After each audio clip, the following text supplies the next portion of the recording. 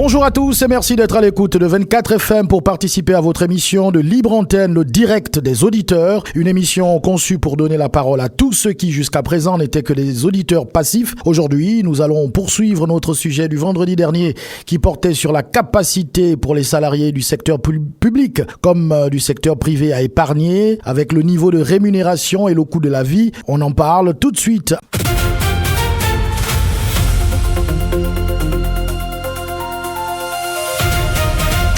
Nous en avons parlé la semaine écoulée. Il est parfois reproché aux salariés du secteur privé ou secteur public de ne pas pouvoir épargner ou réaliser des projets avec leur rémunération. Est-ce les salaires qui sont moindres? Est-ce le coût de la vie qui est élevé? Est-ce une mauvaise gestion des revenus? Comment expliquer la difficulté à épargner au Gabon? Quel niveau de salaire peut permettre à un travailleur de mener une vie correcte? Ceux qui parviennent à épargner peuvent-ils nous partager leur expérience? C'est justement à ces sujets que nous vous soumettons ce 10h. 062 23 73 23 nous dit un auditeur est déjà en ligne. Allô? Allô? Oui? Bonjour. Allô, bonjour. Alors, on a du mal à vous entendre. Oui, je suis au volant. Est-ce que vous m'entendez bien? Très très bien, nous vous écoutons. D'accord. Vous parlez d'épargne dans le secteur public et privé. Oui. Difficulté, non? Oui, est-ce que les salaires vous permettent d'épargner et de réaliser vos projets? Normalement, non. Que ce soit dans le public ou dans le secteur privé, il est difficile d'épargner. Je vous dis, je suis dans le secteur privé, on n'arrive pas à joindre les deux bouts. Donc, on est obligé. Qu'est-ce qui se passe? On a perdu l'auditeur ou bien il n'est plus là? Allô? Allô? L'auditeur est parti. Bon, allez, il va revenir. Il nous disait qu'il y avait une difficulté, qu'on soit au privé ou au public, d'épargner. 062 23 73 23. N'hésitez pas de revenir, cher auditeur. On n'a pas pu vous entendre jusqu'à la fin de votre intervention. N'hésitez pas, rappelez-nous et dites-nous, pour ceux qui parviennent à épargner, quel est l'autre secret et surtout, quelle est la rémunération qui vous permet justement de mieux vous organiser. Il y a un auditeur au bout du fil, on me fait signe. Allô? Allô? Allô? Oui, bonjour. Bonjour, je reviens. D'accord, c'est vous qui revenez. Nous vous écoutons. Bon, je me suis garé. Allez, coupez le son de la radio. Allô? Allô, ouais, nous vous écoutons. Bon, je disais que ça soit dans le public ou dans le privé, Oui. Il est difficile d'épargner. Je disais, les salaires ne sont pas vraiment ceux-là qui peuvent mettre quelque chose de côté après à la fin du mois, quoi, normalement. Alors, s'il faut joindre les deux bouts, construire, acheter une voiture, épouser sa femme, il va falloir tirer le diable par la queue. Mais ça c'est au moins ce qu'espère un travailleur, c'est-à-dire que voilà, construire sa maison, avoir aider sa famille, se réaliser, ne fût-ce que ça, c'est le minimum. Voilà, le minimum, le minimum, il faut faire les tontines.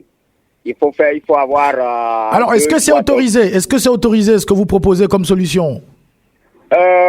On est obligé. C'est au risque de celui qui fait la tontine. D'accord. Voilà, c'est au risque. Que la loi n'autorise pas ça. La loi n'autorise pas. La loi n'autorise pas, mais chacun prend des risques.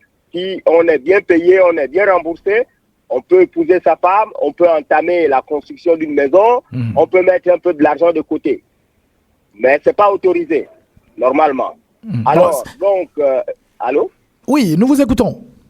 Alors, donc, il faut faire cela. Dans le cas contraire, ceux qui parviennent à construire, soit ils ont fait des tontines, soit ils ont peut-être, je ne sais pas comment ils ont fait, enfin, je ne parle pas de la majorité des salariés, mais je parle de la basse classe, on peut les appeler comme ça là. Donc, pour nous, au secteur privé, les agents de maîtrise, les catégories de 1 à 7, ainsi de suite. C'est vraiment difficile à joindre. Voilà. Mais qu'on soit en A1 ou en catégorie B, etc., est-ce que les problèmes sont les mêmes? Mais oui, les problèmes sont les mêmes parce que la base, c'est le salaire. Ouais. Moi, je ne vois pas quelqu'un qui est rémunéré à sa juste valeur. C'est-à-dire que, bon, voilà, comme je suis dans le secteur privé, moi, je parle de moi personnellement, en faisant des heures et tout ça là, si j'arrive à atteindre 500 000 à la fin du mois ou 600 000, moi, je peux enlever 50 000, je peux enlever 100 000. Je peux me débrouiller, acheter des briques en détail, acheter du ciment et puis faire une baraque. Mais si on n'arrive même pas, on a du mal, malgré les heures, on peut tirer le diable par la queue en allant jusqu'à 20 heures, en se levant à 5 heures du matin. On a 350 000 à la fin du mois. Mais je vous assure, moi, je vois pas, c'est seulement pour acheter... Mais allô. Oui. Alors, la semaine dernière, un auditeur nous disait qu'à partir de 350 000, il estime qu'on peut déjà construire sa vie, avoir une vie correcte.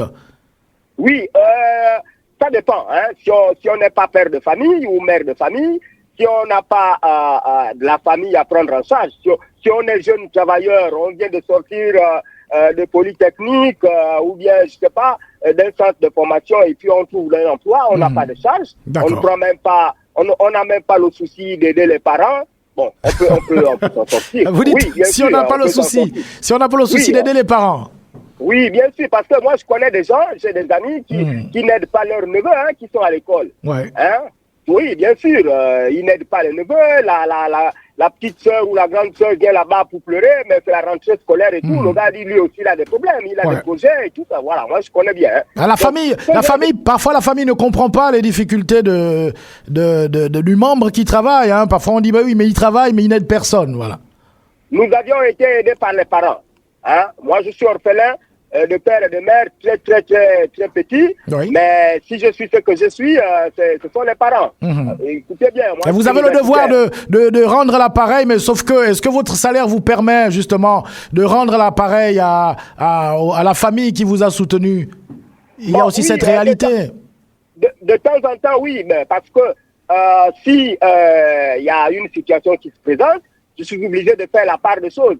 Parce que aussi, il y a aussi la vieillesse, la retraite, qui ne sera pas peut-être bonne pour moi. Alors, si je n'ai pas souci d'aider mes neveux qui peuvent parvenir et me venir en aide demain après-demain, ce n'est pas une obligation pour eux. Hein. Je ne le fais pas pour attendre quelque chose.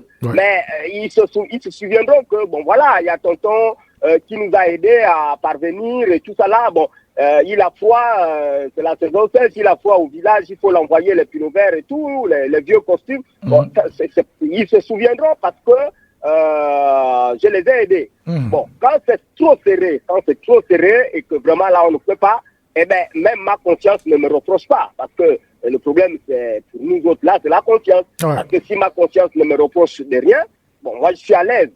Ok? Voilà, si c'est trop serré, j'ai 2-3 enfants malades, c'est la rentrée scolaire, j'ai 6 gosses qu'il faut envoyer à l'école. Bon, vous voyez, c'est pas vraiment. Alors peut-être pour terminer, quelle est selon vous la rémunération qui vous paraît suffisante pour mener une vie correcte? Bon, oui, je vous assure, moi j'étais. Non, mais je parle pas de votre salaire. Je dis pour qu'un Gabonais vive correctement au Gabon, normalement, à partir de combien il peut mener une vie correcte? À partir de 750, 800 000, on peut mener une vie correcte. 750 000. 750 000. Et les sociétés peuvent payer aux Gabonais 750 000 pour le début. Moi, j'avais été payé. Il y a une société, moi, j'ai construit à Mwanda. Vous avez pu construire, c'est bien. Oui, j'ai construit à Mwanda. J'ai construit ici, mais avec les déviations des routes, il y a les eaux qui dégoulinaient et tout. Et puis, bon, ça m'a cassé la maison. J'ai dû me retrouver dans un autre quartier où je suis obligé de reprendre ma vie. D'accord. Bon, mais vous voyez, là, j'étais payé à 1 150 000. Hein. D'accord. Voilà. C'est pour ça que j'ai pu réaliser ça. D'accord, mais merci beaucoup de nous avoir partagé votre expérience.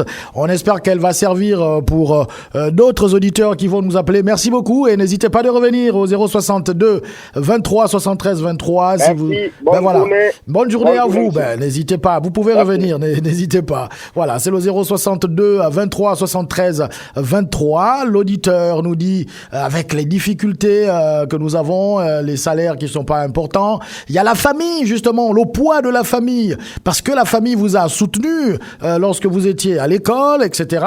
Et maintenant, il faut rendre l'appareil, sauf que le salaire ne suit pas. Comment faire pour que la famille comprenne que mon salaire ne permet pas de régler les problèmes qui ne relèvent pas de mes charges directes. Il y a un auditeur au bout du fil. Allô? Oui, bonjour, monsieur Patrick. Bonjour. Oui, bonjour à tous les auditeurs. Vous nous appelez de Libreville, c'est ça? Libreville, oui. D'accord.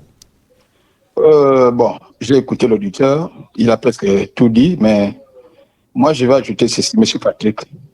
Il n'y a pas un salaire fixe au Gabon que vous pouvez vous en sortir. C'est la première chose. Pourquoi je le dis? Parce qu'au Gabon, nous sommes dans des familles. Et lorsque vous tombez dans une famille, que c'est vous le seul qui travaillez aujourd'hui, monsieur Patrick, votre salaire, et c'est pour toute votre famille. Sauf si vous avez un cœur dur, je crois que l'auditeur précédent venait de le dire, si vous n'aimez pas partager, là vous pouvez réussir. Mais or, au niveau du Gabon, vous travaillez aujourd'hui et que vous ne rendez pas service à vos parents, on va vous traiter de tous les noms. Donc pour réussir au Gabon, il faut avoir un cœur dur. Oui, voilà. Mais je le dis, moi-même je suis un témoin vivant. D'accord. Non, je vous le dis, je suis témoin vivant.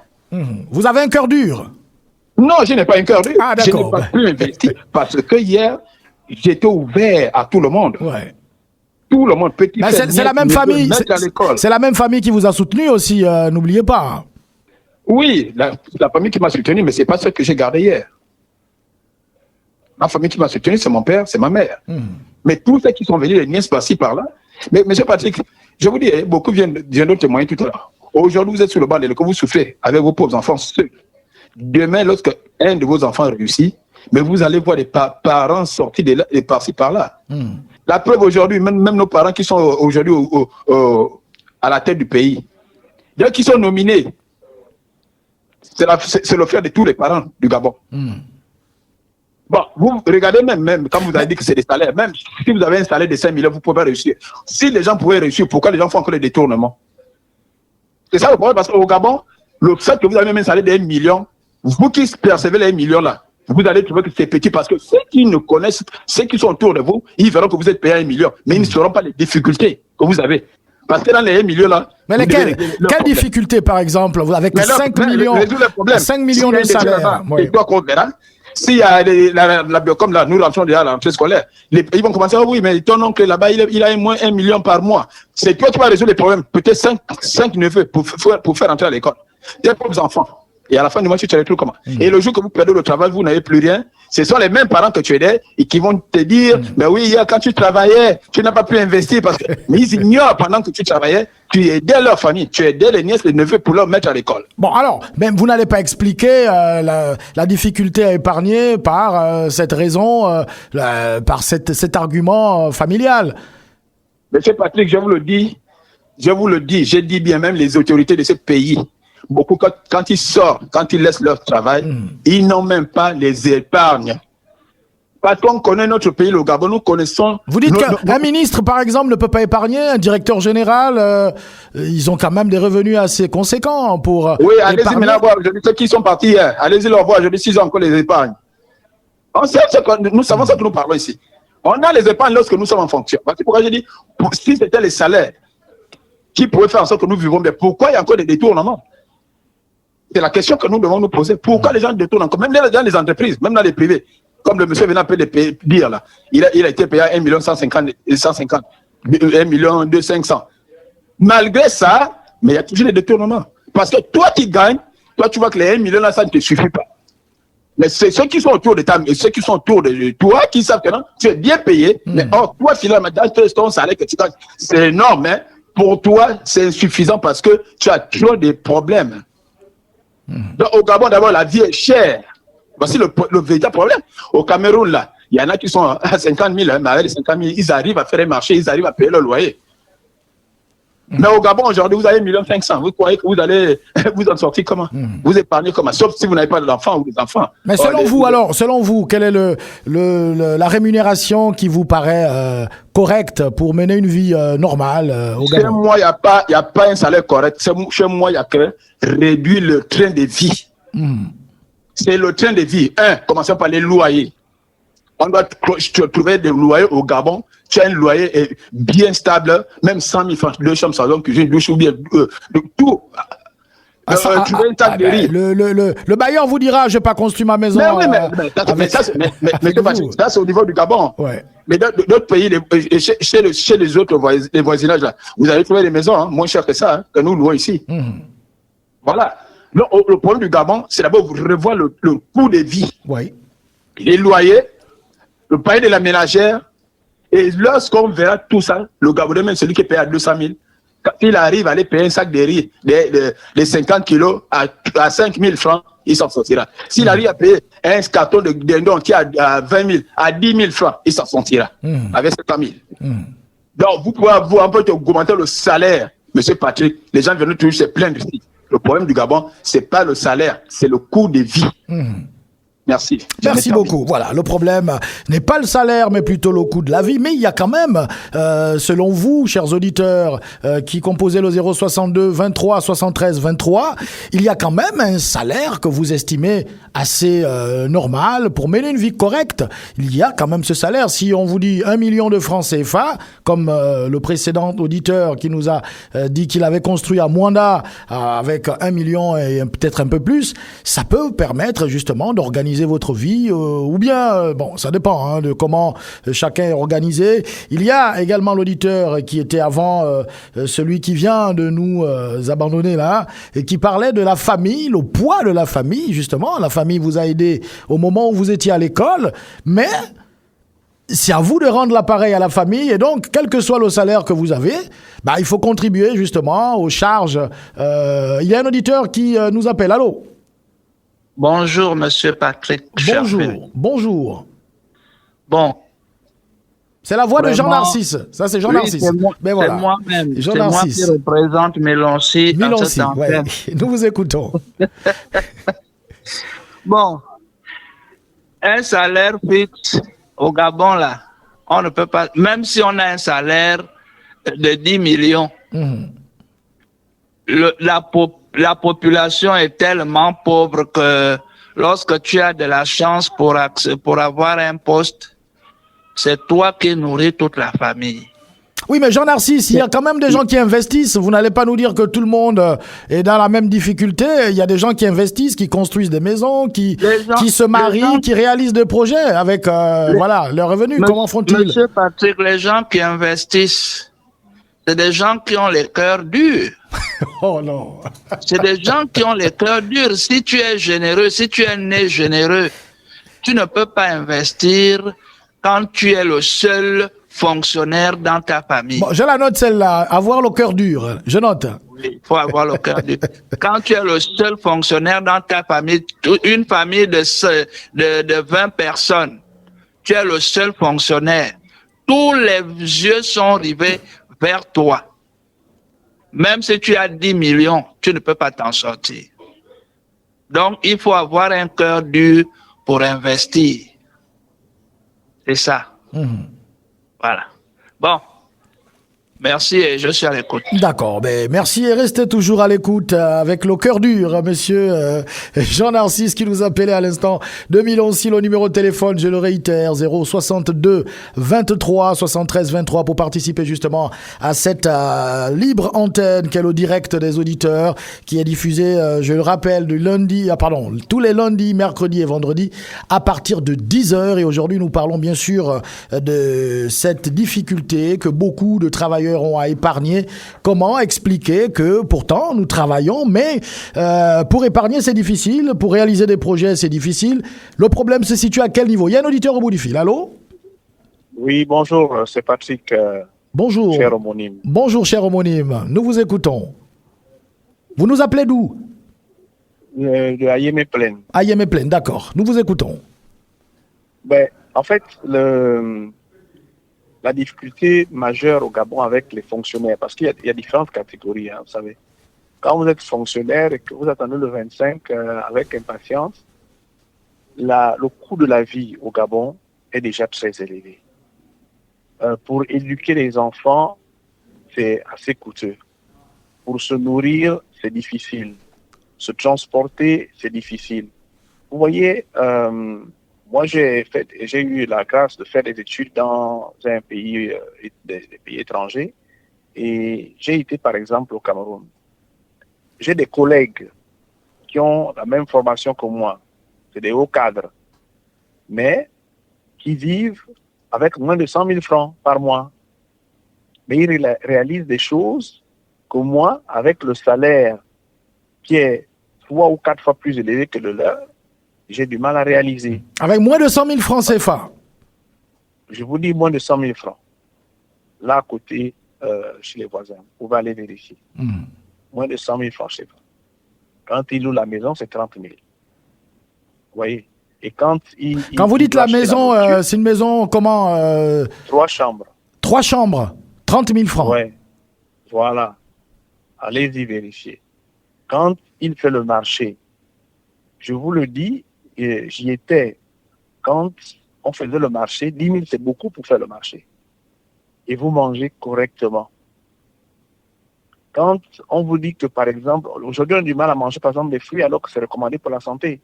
Mais quand vous achetez des fruits, imaginez-vous que les gens puissent acheter des ananas à 500 francs. Et quand je dis des ananas, c'est des au pluriel. Bon, vous voyez qu'à un moment donné, vous dites, bon, finalement, qu'est-ce qui ne va pas chez nous? Donc, il y a le coût de la vie qui est déjà très élevé et les salaires sont figés. Quand je dis figé, ça n'évolue pas beaucoup dans ce sens-là.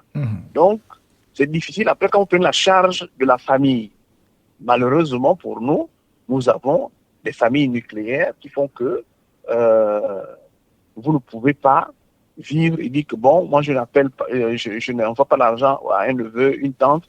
Et l'autre élément encore qui est difficile chez nous, c'est la coutume qui veut qu'on dépense plus d'argent pour les morts que pour les vivants.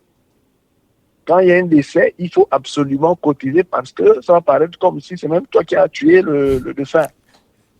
Donc, moi je vous dis, il y a des gens qui s'endettent pour cotiser à des décès. C'est même pas normal. C'est là où parfois je me dis, les musulmans ont peut-être compris l'affaire parce que eux, tu décèdes à 8 heures, à 15 heures, on t'a enterré. Donc, vous voyez que, mis bout à bout, tous ces éléments-là, c'est compliqué. Un homme m'avait dit, celui qui gagne 100 000 a les problèmes de 100 000, celui qui gagne 1 million a les problèmes d'1 million. Donc, au bout du bout, on ne s'en sort pas. Quand je vous ai entendu dire, mais le directeur général, le ministre, mais après, il y a le niveau de vie qu'on se donne. Je veux bien accepter le fait qu'il y a des gens parfois qui vivent des vies qui ne devraient pas parce qu'on se dit, bon, je gagne un salaire important, je vais vivre une vie modeste et puis économiser. Mais même quand vous faites comme ça, après c'est compliqué. Mais c'est vrai, je ne le nie pas. Moi j'ai vu, il n'y a pas longtemps, je connais un monsieur qui a vécu une vie un peu ostentatoire pendant ses congés. Et puis, quand il est arrivé à la fin des congés, c'est le même qui venait demander 500 parce qu'il n'avait plus rien pour manger à la pause de midi. Alors que pendant ses congés, il faisait des publications où il est tout le temps à la Sablière, à la Pointe-Déni, au Radisson, pour ne pas faire la publicité. Mais je disais, mais lui là, il vit comment? Il dit non, pendant tous ses congés, il a dépensé l'argent pour vivre cette vie-là. Et la semaine dernière, peut-être c'est pour vous relancer, un auditeur nous disait oui, mais parfois il y a des travailleurs qui vivent déjà, qui anticipent déjà sur le salaire à venir, donc du coup ils n'ont plus rien, ils ont des cahiers de bons chez les boutiquiers, etc. Et donc à la fin du mois ils se retrouvent avec 30 000, 40 000 francs seulement en main. Mais il y a aussi cela. Mais c'est exactement ça. Il y a des gens qui vous dites que, bon, écoutez, vous aurez 200 000 la semaine prochaine. Le gars, il va déjà faire les bons. Donc, il anticipe. Et quand les 200 000 arrivent, c'est case départ. Ça arrive quotidiennement. Vous voyez, chez les Gabonais, ont des cahiers quasiment chez tous les boutiquiers. ils ont leur nom dessus, ils prennent, quand il arrive à la fin du mois, ils payent et il n'a plus rien pour vivre durant tout le mois. D'accord. Oui, Et quel est selon vous le salaire raisonnable pour vivre une vie correcte et ne plus être dépendant des cahiers qui sont chez les boutiquiers? Ben, en fait, il faut se donner une certaine discipline de vie. Ça aussi, c'est important. Quel que soit le revenu que vous avez? Oui, quel que soit le revenu, il faut se donner une discipline de vie. Après, maintenant, il y a le problème du loyer. Parce que, mais il y a aussi une réalité. En dessous d'un certain montant, quand même, il y a une réalité qui va vous rattraper. Parce que, je vous prends un cas. Vous êtes fonctionnaire et vous gagnez 300 000. Un loyer correct pour une famille gabonaise, c'est minimum 5 personnes. Une famille gabonaise aujourd'hui, moyenne, c'est minimum 5 personnes. Quand vous avez 5 personnes à loger, il faut au moins une maison de 2 ou 3 chambres. Parce qu'on suppose que les enfants grandissant, vous allez mettre les filles d'un côté, les garçons d'un autre côté, vous-même prenez votre chambre avec votre épouse. Donc ça fait une maison de 3 chambres. Mais une maison de 3 chambres, je suis désolé, mais aujourd'hui, vous n'avez pas à moins de 200 000. Ça aussi, c'est, même quand c'est en planche, bon, je ne sais pas, même en planche, c'est en train de tomber, on vous dira quand même, mettez 150 000. Donc, vous voyez que si vous gagnez 300 000 et que vous avez déjà la moitié du revenu qui va dans le loyer, c'est déjà un problème. Selon ce que j'ai écouté avec les économistes, on doit mettre un tiers de son revenu dans le loyer. Donc, le loyer haut et courant compris. Mais si vous prenez la moitié pour mettre dans le loyer, c'est déjà un problème. D'accord. Et on peut aussi vivre, il y a une solution, on vit peut-être en famille, on est dans la maison familiale en attendant de mieux s'organiser aussi. Non, mais là, c'est quand vous êtes célibataire, vous avez femme et enfant. Ah, d'accord. Vous n'êtes pas vivre avec votre femme et vos enfants dans la maison familiale. Je sais qu'il y a des gens qui font ça, mais c'est toujours des sources de problèmes. Voilà. Donc, je pense que ça, il faut quand même voir. Mais il y a un problème de niveau de revenu médian qui font que aujourd'hui, il y a des niveaux de vie qui font que vous ne pouvez pas vivre correctement. D'accord. Mais à partir de combien, selon vous? Allez, on va estimer... Bon, moi, je pense que 700 000 francs... 700 000 Si vous donnez, 700 000, vous donnez une discipline de vie, vous pouvez quand même vous en sortir. D'accord. Et pouvoir épargner aussi? Oui, pouvoir épargner, pas gros, mais après... mais vraiment, il se donner une sacrée discipline de vie. Hein. Quand je dis discipline de vie, c'est vraiment se faire violence sur soi-même. Quand ce n'est pas programmé, on ne dépense pas. Là, on ne prend pas une bière, on ne va pas en boîte de nuit, non, on va pas... C'est ce que je dis. On prend une bière. Ce que je dis, il faut planifier les dépenses. Ouais. Il faut planifier les dépenses. Quand ce n'est pas prévu, on ne dépense pas. D'accord. Voilà, c'est ça en fait. Eh bien, merci beaucoup pour cette participation. Voilà, n'hésitez pas à revenir. Il y a assez de temps encore à passer ensemble au 062 23 73 23 062 23 73 23. L'auditeur dit qu'il faut une discipline de vie. Il faut, lorsqu'on on a un revenu, déjà bien s'organiser. Il y a un auditeur en ligne, on me dit. Allô? Allô? Oui? Je reviens. Oui, je vous écoute. L'intervention du monsieur tout à l'heure là m'intéresse. Hein. Ouais. Il y a pour joindre les deux bouts, pour essayer de joindre les deux bouts, minimum 700 000. D'accord. Je suis tout à fait d'accord avec lui. Et puis, je suis d'accord avec lui sur la violence. Donc, c'est-à-dire qu'il faut essayer un peu de se faire violence. Avoir le cœur dur. D'autres ont utilisé cette expression. Avoir le cœur dur, mais dans le bon sens. C'est-à-dire planifier ses dépenses, les dépenses qui viennent s'ajouter, qui ne peuvent pas être résolues ce mois, c'est pas un problème. Et puis essayer un peu de les repousser pour le mois prochain. Et aussi, comment on appelle, il y a aussi les priorités, les urgences. Hein, les urgences, chez nous on est gabonais. Quand un parent décède, il faut aider. Quand un parent est malade, il faut aider. Il y a des urgences de ce genre. Bon, chacun à son tour. Il faut toujours venir en aide aux autres. D'accord. Il y a aussi, par exemple, le problème des scolarités tout à l'heure, bientôt. Ça, c'est des urgences.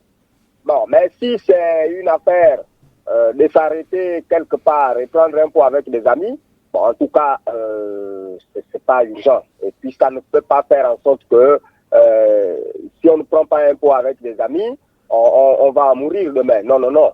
Et puis, en plus de cela, si on n'envoie pas 50 000 à une copine, c'est pas aussi un problème. Parce qu'il faut se faire violence, il faut se priver de tout ça. Ah, il y a ce sujet-là également que beaucoup d'hommes évitent d'aborder lorsqu'on a plusieurs bureaux.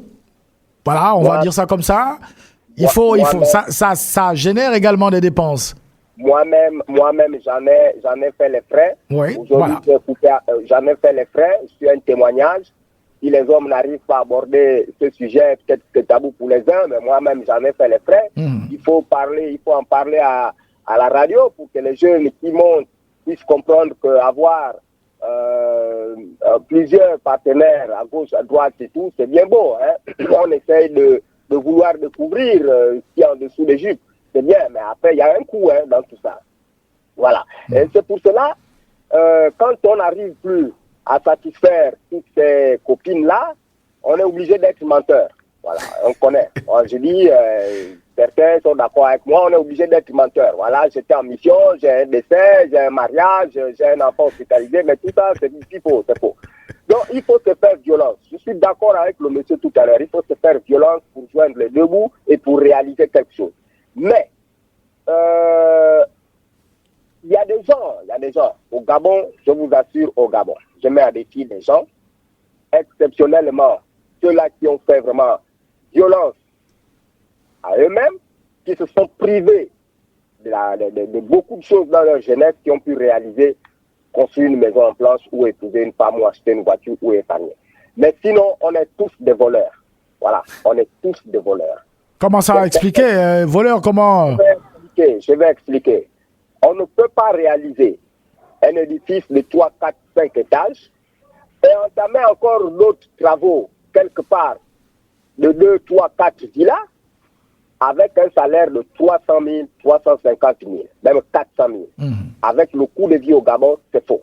Il a peut-être d'autres activités, hein. Il peut avoir d'autres activités. D'autres activités, oui. Quelles sont ces activités? Je veux que les gens interviennent. Il peut être fonctionnaire et avoir dehors 3, 4, 5 taxis qui circulent. Il a je sais pas, d'autres investissements. Oui. Je ne généralise pas. Il y a à un moment donné la pipe qu'ils appelaient la PIP là, les fonctionnaires touchaient.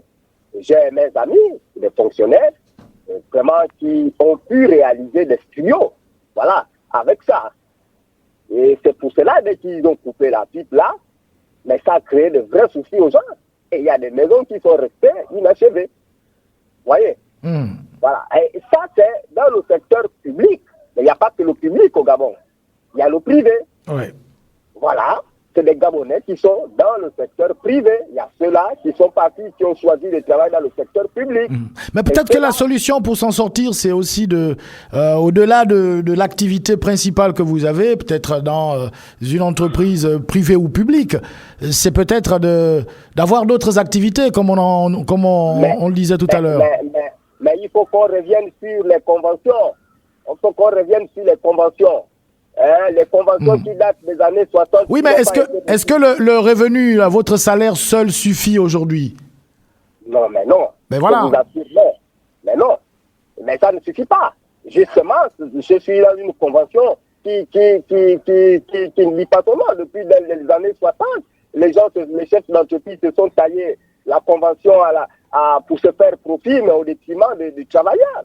Et on nous prête comme des citrons.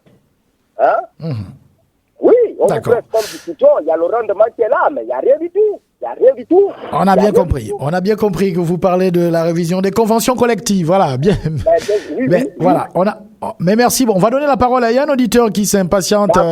Permettez qu'on lui donne la parole et vous pouvez revenir après l'auditeur. C'est le 062 23 73 23 062 23 73 23. L'auditeur est parti. Mais je remarque que tous les appels qui sont faits là, c'est que les gens raisonnent en étant hommes. Mais est-ce que du côté des femmes, la difficulté est la même? Parce que, voilà, les gens disent il faut aller épouser, ça c'est de l'argent qu'il faut dépenser, etc. Mais est-ce que les femmes ont les mêmes difficultés que les hommes? Allô? Dans ce... Oui, allez, on vous écoute. Bonjour. Bonjour, monsieur. Oui. Bonjour, monsieur Charferi. Vous nous appelez d'où? Bon, je suis à bord de mon véhicule. Oui, dans Je suis à quelle bord ville? de mon véhicule à Libreville. Ah d'accord, à Libreville, Oui, dans d'accord. la zone boulevard. Nous vous écoutons, monsieur. Dans la zone, alors, oui, moi j'ai bien écouté. Est-ce que vous pouvez couper le son de votre radio, s'il vous plaît, ou diminuer complètement, parce que il y a un retour Oui, je qui le n'est fais. pas très agréable à l'oreille. Oui, je le fais. J'ai coupé. D'accord. Alors, moi, j'ai bien écouté les interventions des frères. Mhm. Ils n'ont pas totalement tort, hein. Oui. Ils n'ont pas totalement tort, mais quand même, je pense que si je pouvais apporter quelque chose en plus, c'est évoquer l'aspect culture. Oui. Et quand je parle de la culture, je vois beaucoup plus un peu dans notre façon de vivre, à nous, Gabonais d'abord. Mhm.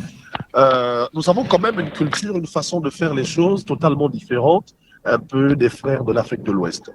Et je pense que on peut l'observer, hein, les frères de l'Afrique de l'Ouest, quand ils arrivent au Gabon, mais ils transportent également avec eux leur culture, leur façon de vivre. On peut remarquer, je prends une image assez simple, hein, on voit un peu tous les midis, entre midi et 13h, lorsque nos frères de l'Afrique de l'Ouest s'attablent, c'est un gros plateau de nourriture et tous mangent dans le même plateau. Même en famille, un monsieur, sa femme, ses enfants, c'est la même chose.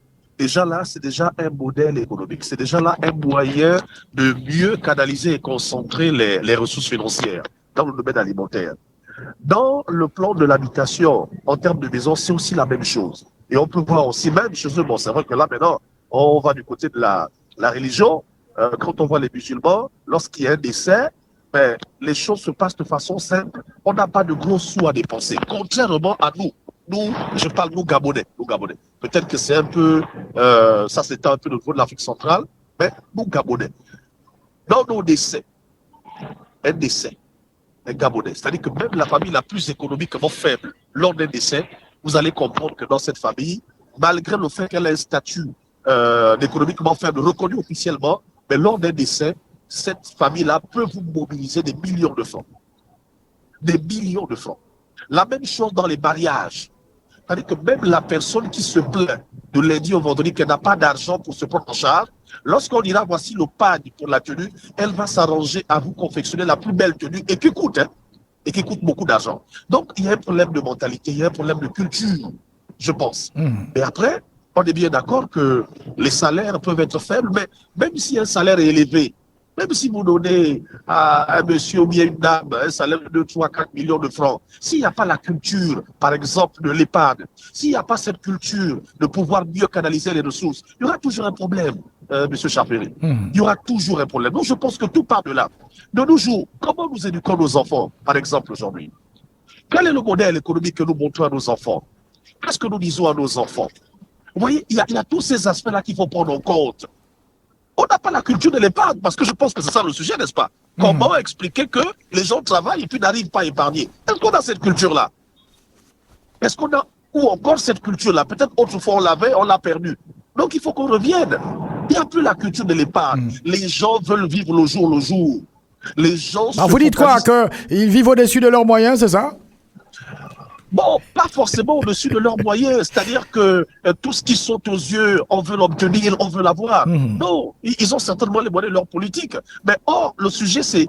Mais c'est pas mauvais. C'est pas mauvais de vouloir des choses.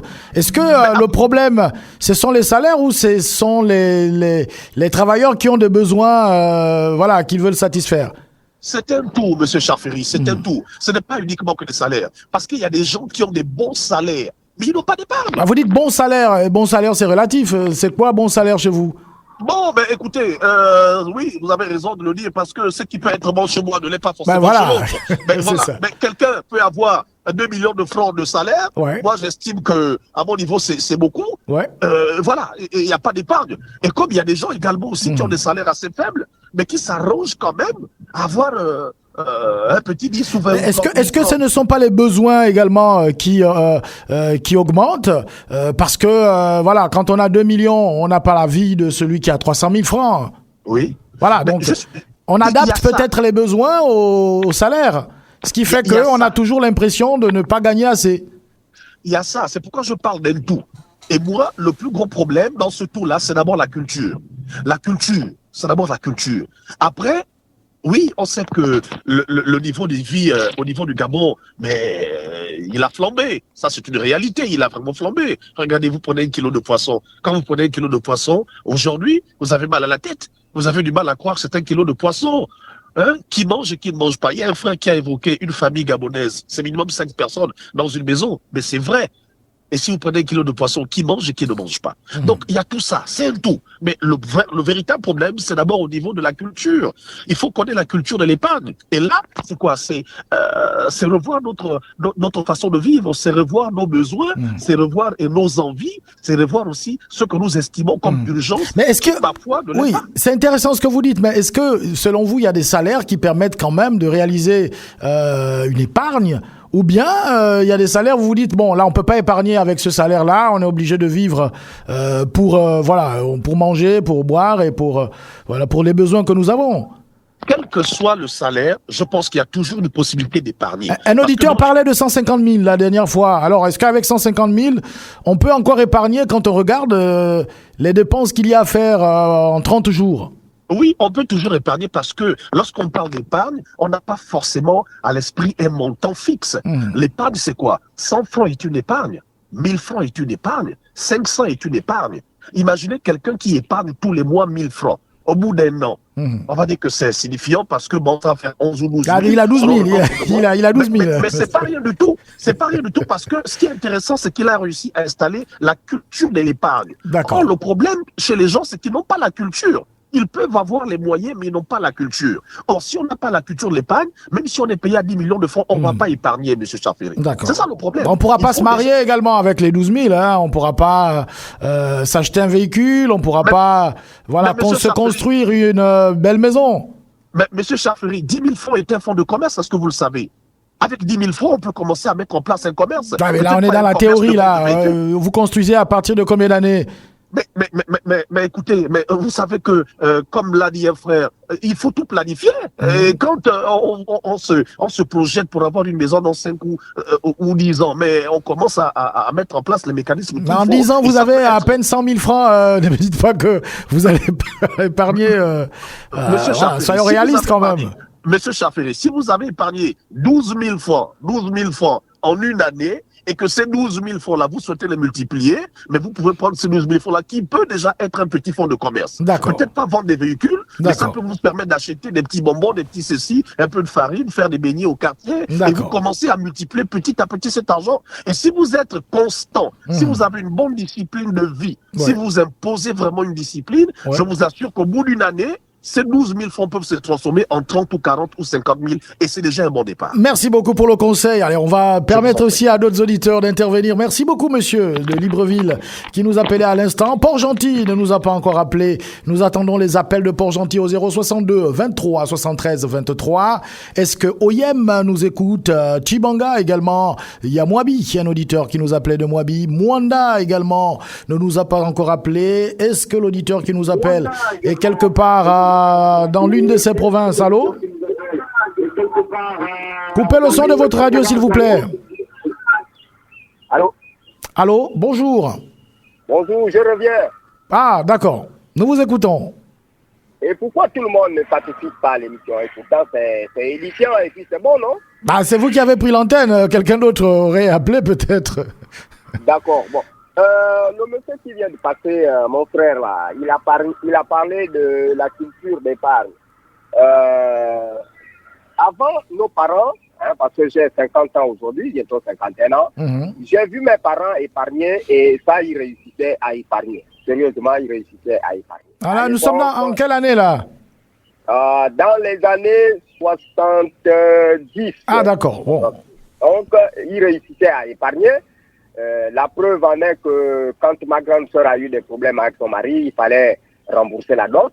Mais ma tante est rentrée dans sa chambre, elle est sortie, elle avait vraiment la totalité de la dot, elle a remboursé, elle a pris sa nièce, elle a mis à la maison. Vous voyez, c'était le fruit de l'épargne. Bon, et à l'époque, il y avait ce qu'on appelle la solidarité familiale. Donc, personne ne pouvait avoir des difficultés sans être entouré par ses parents, ou encore même les amis, ou encore même les voisins du village. C'était la solidarité, c'était le social. Aujourd'hui, c'est chacun pour soi, Dieu pour tous. Et la culture d'épargne, les prix, je suis d'accord avec lui, il a parlé de quelque chose d'important. Nous ne sommes plus au même coût de vie que dans les années 70. Vous voyez, aujourd'hui, chacun marque ses prix comme il veut. Il suffit d'aller d'une boutique à une autre, vous allez voir que chacun a mis ses prix. Et puis, bon, voilà, on ne contrôle rien. Et quand on a un salaire de 300 000, on loue une maison de 120 000, hein, sans charge, sans charge. Si on ajoute les charges, donc l'eau et l'électricité, on est dans les 150 000. Alors, donc, sur 300 000, vous avez à peine le marché à faire, donc la nourriture. Et puis après, bon, madame va dire elle va se tresser, il faut qu'elle aille se faire tresser. On est dans la compétition de beauté et tout ça là. Hein. Quand la femme n'est pas tressée au quartier, les autres regardent d'un mauvais œil. Mais allô, mais la femme elle est censée travailler également. La femme est censée travailler. Oui, la femme est censée travailler. J'aurais préféré que mon frère qui vient de passer puisse parler de la culture de, comment on peut appeler ça, le débrouillardisme.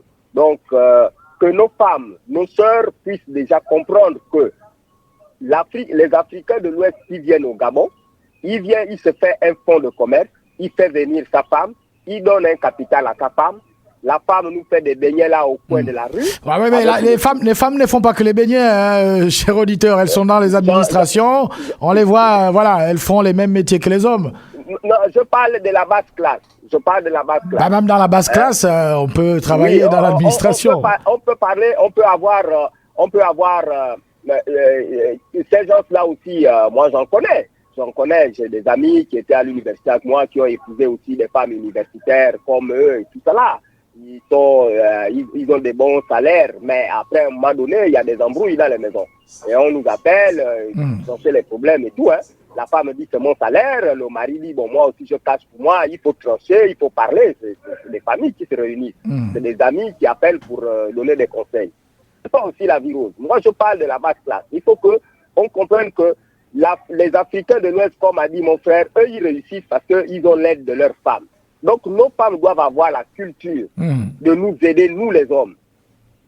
Pas n'importe quel homme aussi. D'accord. Pas un homme qui divise son salaire pour aller entretenir une relation ailleurs. D'accord, on a bien compris. Alors, vous avez évoqué un sujet, quelque chose de très important au début de votre intervention. Vous avez dit à l'époque de nos parents. Mais on se rend compte que la location n'était pas quelque chose de très vu à cette époque-là. Tout le monde construisait. On a l'impression que la génération de nos parents avait... tout le monde avait des maisons. Comment se fait-il que les enfants ne parviennent plus à construire? C'était même difficile qu'on loue. Voilà, la location était difficile. Moi, je ne voyais pas des locataires à une certaine époque. Voilà, c'était difficile. Tout le monde avait sa maison. Et comment les enfants, eux, ne parviennent pas à construire alors que les parents, avec les petits salaires qu'ils avaient, ils parvenaient à construire? Le coût de vie, le salaire, c'en est un. Le coût de vie, on peut avoir 400 000, 350 000, mais je vous assure, si le coût de vie est revu à la baisse. Vous savez, moi je me rappelle, par ricochet, je me rappelle qu'on avait demandé, le gouvernement avait demandé qu'on baisse les prix. Hein? Voilà. Vous pensez que le coût de la vie suffit à expliquer ce phénomène-là? Mais bien sûr que oui.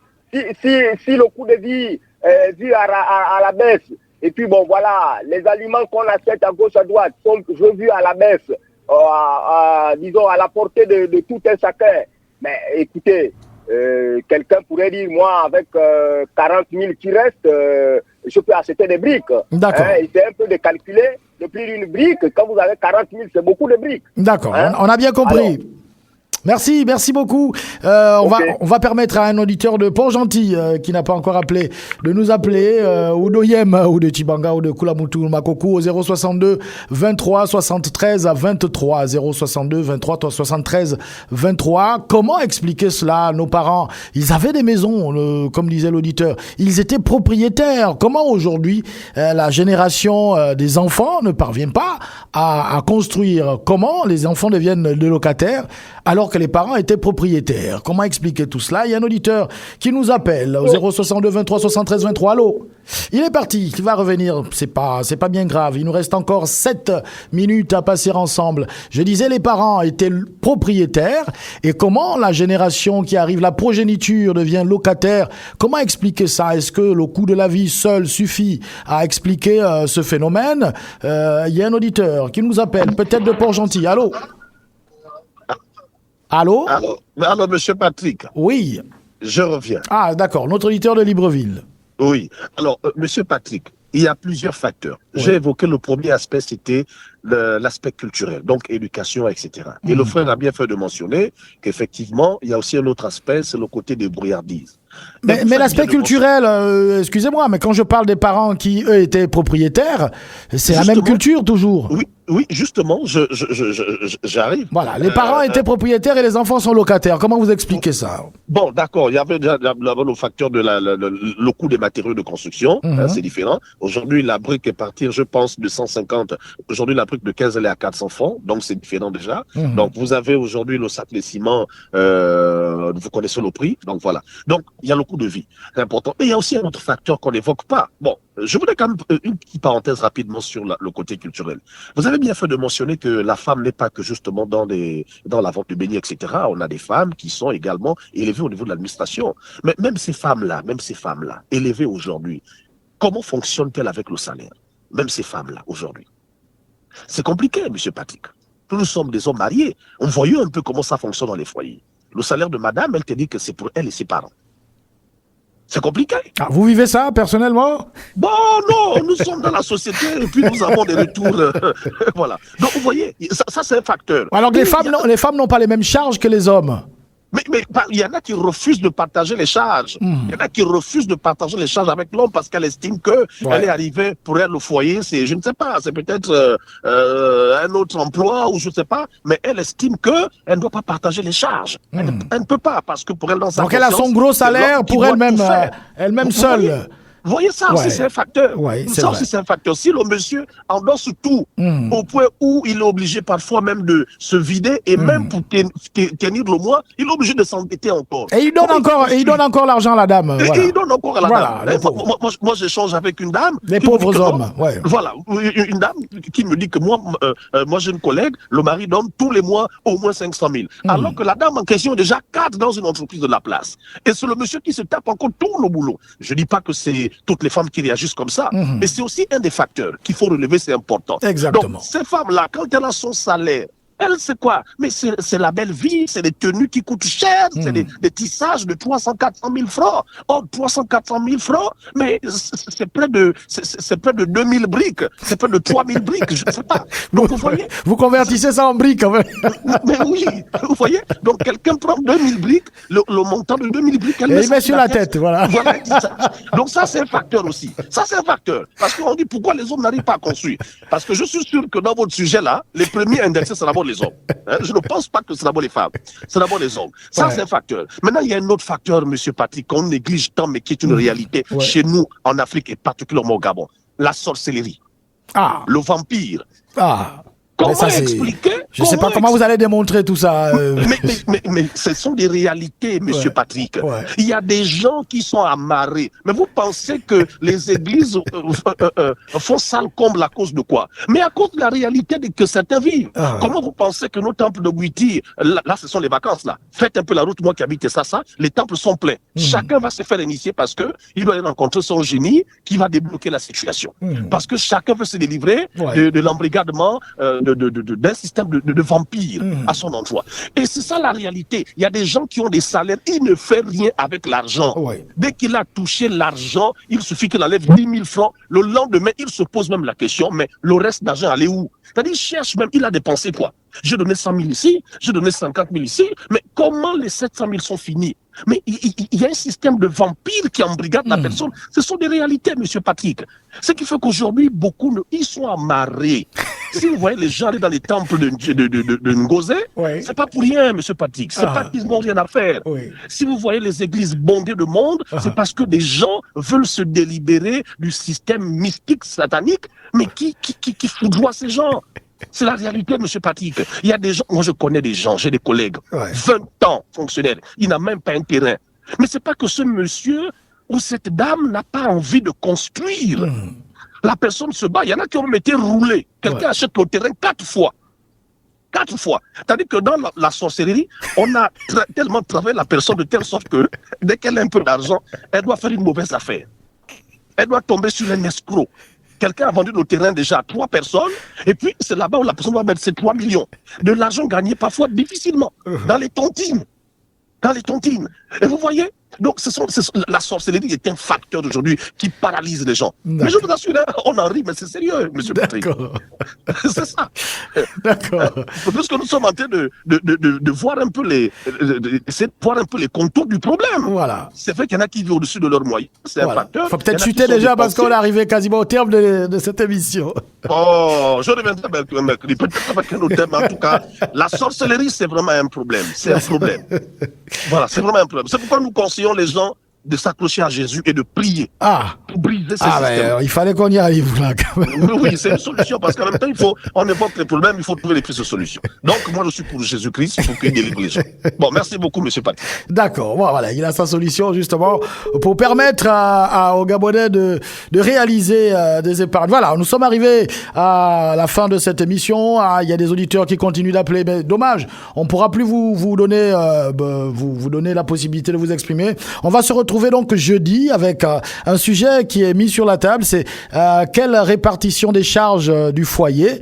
On prend un exemple dans ce sujet, on dit qui du mari ou de la femme doit payer la dame de ménage. Voilà, il y a une dame qui fait le ménage à la maison.